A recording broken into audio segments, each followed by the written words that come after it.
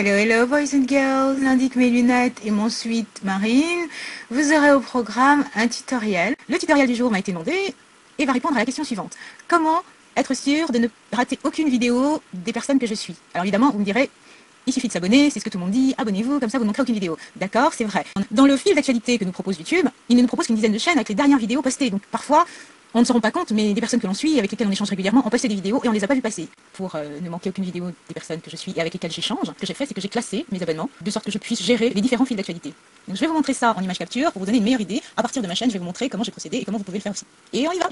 Ça y est, je reprends le rythme normal de ma voix pour les explications. Donc là, nous sommes sur le tableau de bord de ma chaîne et d'ordinaire, voilà ce que je fais.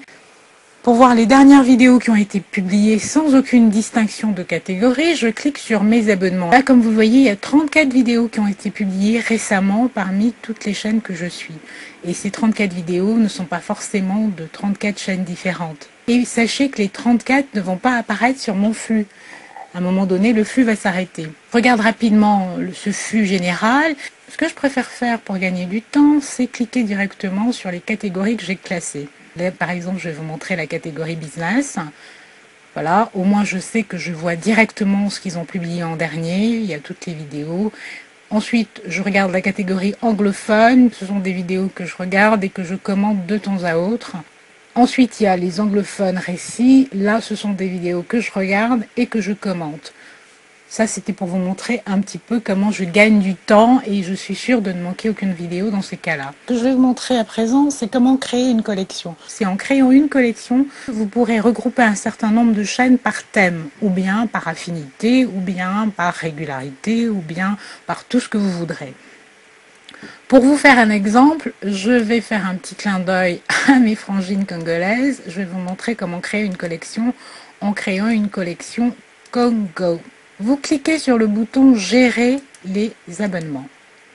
Ensuite, vous allez avoir une fenêtre qui va s'ouvrir et là, vous avez la partie Créer une nouvelle collection. Vous cliquez dessus. Vous avez une nouvelle fenêtre qui s'ouvre. On vous demande de donner un titre à votre collection. Là, juste pour l'exemple, je vais faire donc congo.s. OK. Et donc, maintenant, il s'agit d'ajouter les noms. Si vous les connaissez, en général, on connaît les chaînes auxquelles on est abonné.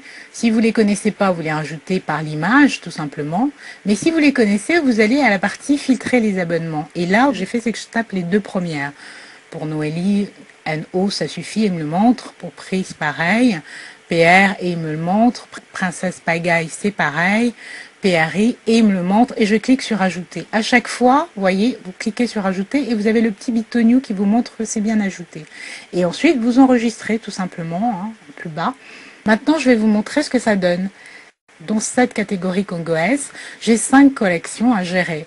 Donc là, au moins, à chaque fois que je clique dessus, quel que soit le nombre de chaînes auxquelles je suis abonnée, il ne va me faire sortir que les dernières vidéos de ces personnes-là. Ensuite, je vais vous montrer comment gérer une collection déjà existante, comment ajouter ou retirer une chaîne. De temps en temps, vous découvrez de nouvelles chaînes et pour pouvoir mieux gérer vos collections, vous décidez de rajouter une chaîne à laquelle vous venez de vous abonner pour être sûr qu'elle va être dans la catégorie bien précise dans laquelle vous la définissez. Je vais vous montrer l'exemple avec cette catégorie TF. Je décide de rajouter des chaînes à ma catégorie TF. Je clique sur Ajouter des chaînes. Exactement comme tout à l'heure. Et là, pareil, à la partie filtrer les abonnements, je décide de rajouter. Ce que je fais, c'est que voilà, je voulais rajouter Nathalie. Je clique NA. Voilà, il me sort Nathalie. Et ensuite, pour les autres, je le fais à l'image. Je rajoute Natustyle, je rajoute les autres.